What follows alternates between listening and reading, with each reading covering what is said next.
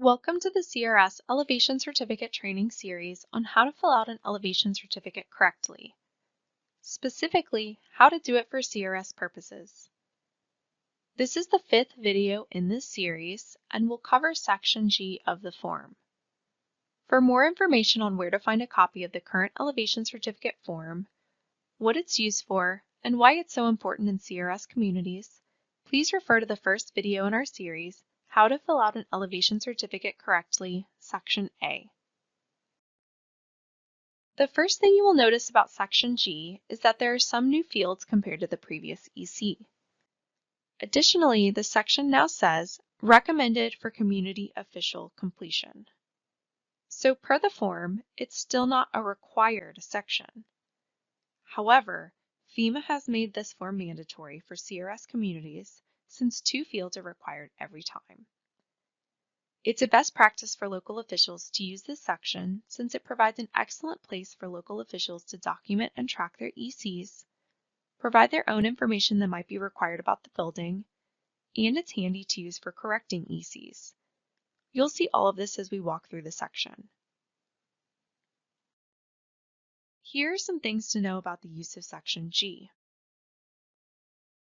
This section is to be filled out only by the local official who is authorized by state law or ordinance to administer the community's floodplain management ordinance, which is usually the floodplain administrator.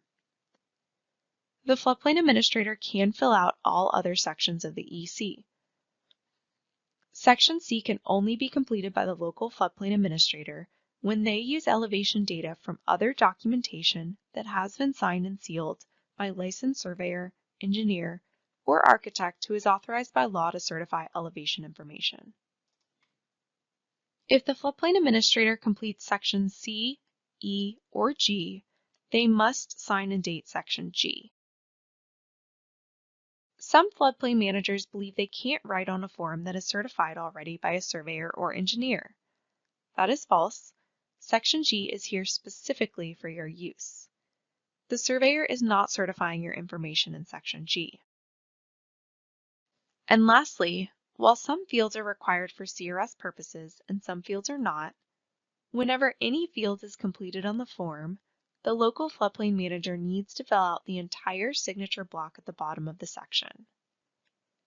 At a minimum for CRS purposes, the local official must provide their name, title, signature, and date, along with all comments necessary to explain the situation. It is crucial to know who is reviewing the form and when it was reviewed. And digital signatures are accepted as they are on other parts of the form as well. Now let's go through each field in Section G.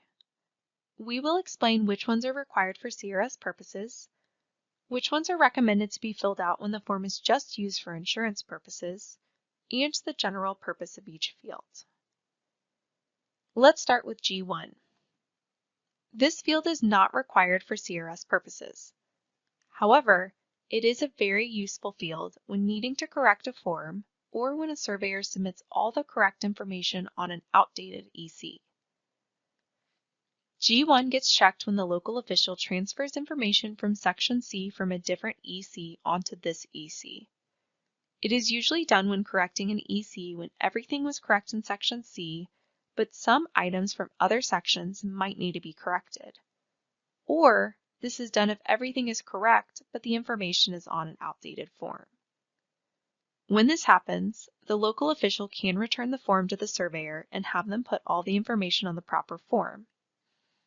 Or you can grab a new, current EC form, fill out sections A and B, transfer over the elevations from Section C from the surveyor's original EC onto the correct EC and check G1. Then, don't forget to provide your name, title, signature, and date at the end of Section G and provide the source of the elevation data and the date obtained in the comments area below. This is not the only way to correct errors on an EC. We cover how to correct other errors in a separate training video called How to Correct an Elevation Certificate. Be sure to watch that video to learn the various ways you can fix any error you see on the EC. Next is G2A. Again, This is not required for CRS purposes, but used when a local official provides the elevation in Section E for a property owner and/or is verifying field E5 is correct or incorrect for the building meeting Zone AO standards in their ordinance. A new field on the form is Section G2B. A local official will check this box when they have completed Section H, which indicates the first floor height and the elevation of the machinery and equipment for the property owner. Section H is used for purely insurance purposes and is not a mandatory field for CRS purposes. G3 is also a new field for EC users. The local official must check this box if corrections are being done in sections A, B, E, or H, and comments are entered in this section. If the local official corrects an EC using the memo of correction and does not provide any correction comments in section G, this field does not need to be completed. G4 is not required and only needs to be checked when one or more items between G5 and G11 were completed. G5 and G6 help you track the permit number and date the permit was issued. This is very important for permit tracking purposes, but not required for CRS use. You can also track the date of the certificate of occupancy or the final permit date in G7. This is another field not required for CRS purposes, but handy for internal tracking. But now, G8 is required for CRS.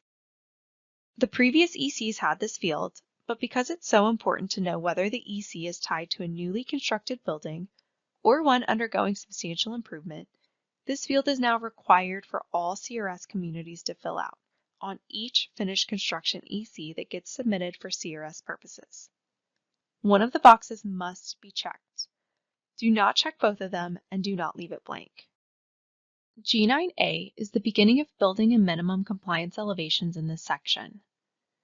This field is not required for CRS purposes. G9A asks for the elevation of the as-built lowest floor.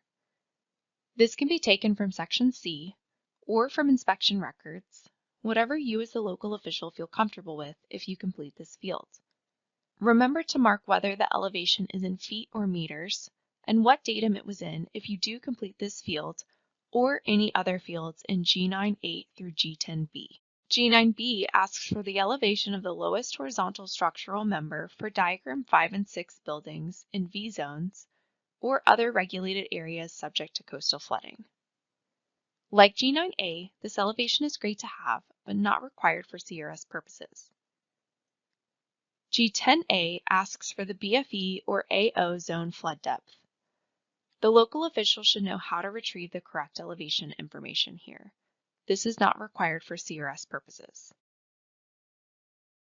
G10B asks for the regulatory flood elevation or zone AO flood depth for local compliance purposes. This is usually the BFE plus the freeboard required by your local ordinance. Again, the local official should know this information and be able to enter the correct elevation here. This is not a required field for CRS purposes. However, the final field in Section G, G11, is required for every CRS community on every finished construction EC submitted for CRS purposes. Either yes or no needs to be indicated, not both, or left untouched. It is essential to know whether a variance was issued for this building for compliance purposes. Also note, you must attach the variance itself and any supporting documentation to the EC and describe the situation in the comments box directly below. Now that we've talked about each of the fields in Section G, let's talk about CRS requirements in this section. Remember that new with the 2023 form, there are two fields that are absolutely required with every EC for CRS communities. They are G8 and G11. For G8, it is crucial for CRS purposes to know whether the building is new construction or substantial improvements. Since ECs are required for CRS purposes when they are new construction or substantial improvements, one box in this field needs to be checked for every EC submitted. The information in G11 is critical to know for compliance purposes, and helps provide a better understanding of the situation if it warrants it. Failure to have one of these boxes checked will result in an error. Other fields to keep an eye out with this new EC form is field G1 for when the local official is using information taken from other documentation that has been signed and sealed from a licensed professional in Section C, G2A for when the local official completes Section E, and G3. If the local official corrects the EC using the comments box in Section G, they must check the box in G3. And remember, whenever any field is marked or completed in Section G, the local official must also provide their contact information at the bottom of the section. At a minimum, name, title, signature, and date all must be completed. If one of them is missing, it will be considered an error. It's best if all contact fields were filled out just so it's complete. Also, please use the comments field to describe attachments to the EC and anything that is left vague, erroneous, or needs to be corrected or explained. And speaking of errors, there are not many errors for Section G since it's a recommended section and usually not used very much. But for CRS purposes, 2 fields are required to be completed, G8 and G11. Also, whenever any field is completed in Section G, the name, title, signature, and date must be provided. Sometimes local officials will mark items but not sign or date the form. Please remember to do so. While G8 and G11 are required for CRS communities, the rest of this section is highly recommended for you to use and to write down any comments and any tracking information you might want to place on it. FEMA and the CRS program strongly encourages you to start using this section if you are not already, as you as a local official can really help clarify and confirm information on the rest of the EC that might be questionable and can provide essential information needed for the building or the permit that goes with it. That concludes training on how to fill out Section G of the Elevation Certificate correctly. Please go to our next training video in the series, How to Fill Out an Elevation Certificate Correctly, Sections H and I, the 2 brand new sections to the EC form. While these new sections are not required for CRS purposes, you may want to learn about them so you can help your residents use them correctly. Thank you.